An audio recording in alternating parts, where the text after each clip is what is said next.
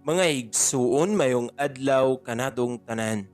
Karon adlaw na usab nga Sabado, pitsa utso sa bulan sa Hulyo sa tuig 2023. Ug karon mga igsuon na niya nakita sa ikanapulog tulo nga semana sulod sa tuig.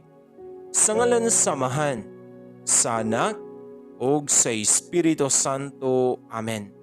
Ang Ebanghelyo kinutlo gikan sa basahon sumala ni San Mateo, Kapitulo 9, versikulo 14 ngadto sa 17. Unya miadto kang Jesus ang mga tinun-an ni Juan nga magbubunyag ug nangutana.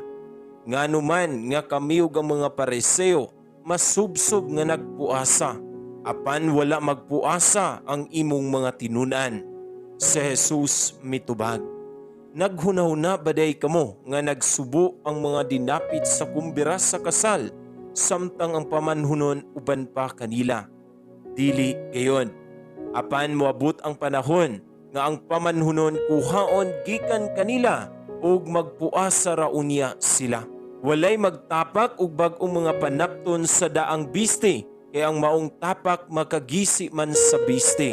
Ug mosamot kadako ang gisi niini. Ug walay tao nga mosulod og bag-ong bino ngadto sa daang sudlanan nga panit.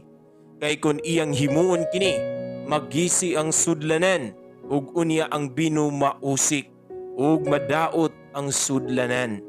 Inunua ang bag-ong bino isulod sa bag-ong sudlanan aron dili maunsa ang bino ug ang mga sudlanan.